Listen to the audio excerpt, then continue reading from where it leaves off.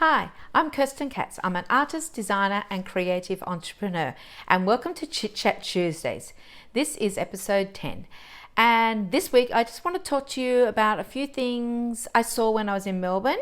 That's why I didn't do last week's episode, because I was actually traveling and I didn't have time in between some business meetings and spending time seeing friends. So when I was down there, the reason for my trip was to go to the Melbourne Gift Show, where I was seeing the release of a lot of products that I have designed, which will be going out to shops for order and also on my website. So that was very exciting. Plus I got to walk the show and have a little bit of look what's going on out there in the design world, interiors, gifts, clothes, lots of things there. So I'm going to talk to you about a few things that I saw that were sort of like I noticed that were happening in the sort of design art world and things that I liked. And so I went to see the Rembrandt exhibition there and also Bonnard, another exhibition which was next level. It was fabulous. Anyway, so that's what I'm going to talk about today. Okay, let's talk color, themes, trends, styles, whatever you want to call it. Okay, I'm not a trend expert by anything. I'm just going to give you my personal opinion of what I saw and what I liked, and if I saw things more than once or twice, or yeah, that's it. Okay, flowers. As you know, that's my real passion, and most of my art is inspired by flowers as such. Okay, proteas, waratahs, Australian native flowers and tropical flowers are all still going quite strong. Well, really, why wouldn't they? Because they're just gorgeous. I think they'll be there forever because interest and style and just their statement wow pieces. So unfortunately, the roses and the carnations have had to take a really back step to these exotic flowers. I did, however, see the rise of a few more flowers, which is good. One is hydrangeas. Another one is lilac. I've saw that, and hyacinths. I saw that quite a bit. And also lilies and irises. So there, that is great to see, especially since I've already designed fabrics which are out there. Plus I've also painted a lot of work over the last 2 years and have some designs and art prints and also products with these on. So it's good to see that it is something that is coming more out there and creeping in, and it's still liked and people still love them. Okay, birds. Okay, birds I do put it in my using my art as well, but they're not my primary theme or motivation. Okay, birds, let's talk them. What did I see? Okay, the white cockatoo, Major Mitchell's, still going strong, still everywhere. Such a proud bird and great. I could see more kookaburras and kingfishers. They're coming through. So I think that goes a whole along with the Australiana theme and such a strong shape of a bird. Also, birds, tropical birds, parrots, macaws, even some flamingos still around. So that's what I noticed there. So it's good to see that these birds with character and such, big birds, you know, they got style and attitude. So they're still really out there. People are using them in their work and art. Okay, colors. Let's talk colors. Green. Green is really prominent. And when I say greens, I mean all shades of greens. So forest greens, bush greens, jungle greens, tropical greens, sea greens. And then along with the green, those colors, think of the foliage that goes with them. So you've got bush type leaves, you've got jungle vines and leaves and palms and ferns, the tropical stuff, and also sea greens. So think of corals and seaweed and things like that. That is something that I saw quite a lot of different design stands and interior stands having like sections and products and styling done for that, as well as art, and it just went right through. Blue and white. Blue and white is a favorite, and it's still there, still going strong.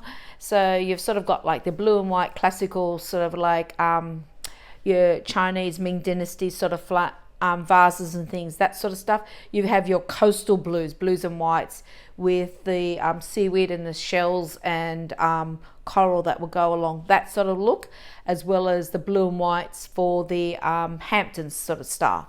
So that is there going along. And then I also saw with that the hydrangeas creeping in with the blue and white, as well as lots of butterflies.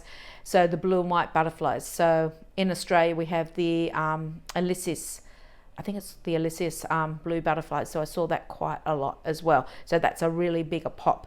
Not so many peacocks. So that, to me, I think the peacock thing might be going down a bit, but there's still an exotic bird which can works so well with the birds and all the sort of jungle and these different themes. I've got a few notes, sorry. Had to think of things that I noticed and recall. Next up is black and white. Okay, black and white is also a very strong trend still. So you've got like the high end sort of like Art Deco sort of thing. You've got the African jungle tropical theme where you like savannah, and it's very tribal, sort of like black and white and stuff. So there's whole different sections within the black and white that we're looking at. So if you were doing like the black and white African, think of zebras. So that sort of look. If you're black and white and you think of Art Deco, that sort of really high end level stuff. One difference I did notice now, not as much rose gold. Everything is going for the pure gold or brass.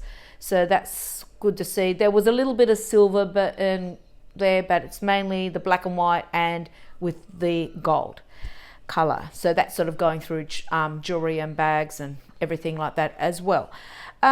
Neutral colors. Okay, the neutrals are all still there. So, but one thing I did notice with the neutrals this time is not as dark. Not as many sort of like earthy, browny, orange and tan tones. It was a lighter neutral. So think of your beige, your oyster colors, your grey blues, your greens, and everything's a lot lighter.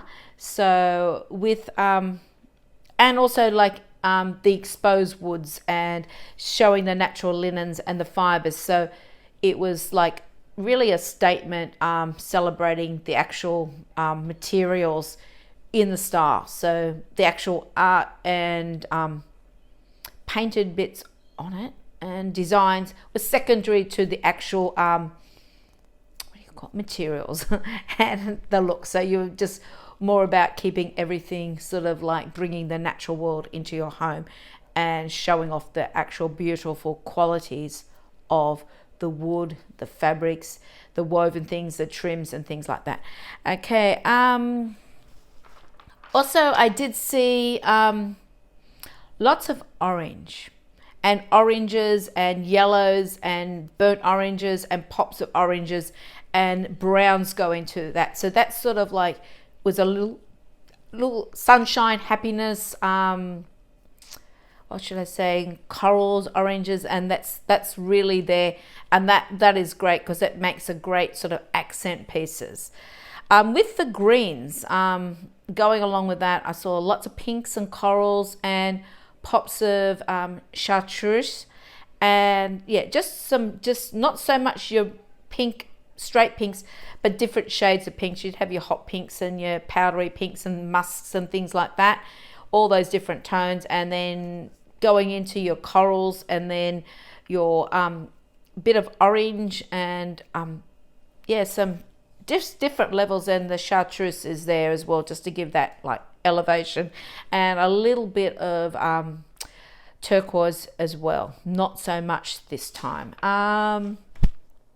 Okay, some fun things I saw, and this is something that I personally love. There are also flowers, but I have a real passion for people who make paper flowers and crepe paper flowers and things like that. So there was quite a lot of stands that would have like they were more like display pieces that you would have in shops, like the big oversized paper flowers and things like that. But there was one stand in particular had these gorgeous paper flowers, and the colors were lovely, and they even had them so they were sort of like animated, or they had mechanics behind them. That's the word I want. So they would open up, and then they would close, so you could see them in shop windows and things like that. That sort of trend has been going for a while. A lot of shops do have that. So it's just like it's just a personal favorite of mine. So I was really happy to see some more of those out there, and like just fun colors. Okay, with the birds, just want to switch back to the birds. The birds were not always realistic colors, so they're not like exactly how you would see them in life, which is good, because like some of the macaws have got like, you know, the blues and the yellows and the reds, so they may have been changed up to fit in with the color palettes that would be being used. So there'd be like, you might have more pink birds or more blue, or just change it up. So that was good to see. It was just using the shape and the characteristics, and then translated into fit in the theme of the room according to the colors. That's what I wanted to say. Okay, so I don't want to go too much on about like styles of rooms and decorating, because I'm not an interior designer, so I'll leave that to somebody else. But there was lots of beautiful setups and displays of like, it's like looking at a shop window or an interiors window. So that's how the booths are set up, and with all their products there. That was like, you know, gorgeous eye candy. You think, oh, why can't I have like 100 rooms in the house so I can have each one a different style? But yeah, I don't know, maybe next life. Anyway, next up, I will talk to you about the exhibitions. I'm just going to end this video here, and I will come back. The National Gallery of Victoria currently has 2 exhibitions going, Rembrandt and Bonnard. Both definitely worthwhile seeing for different reasons. First up, Rembrandt. I had seen his self-portrait, and I think 1 or 2 of the paintings before many years ago, but I had not seen a lot of the sketches and drawings and etchings, as many as when I last had seen that many was in Amsterdam.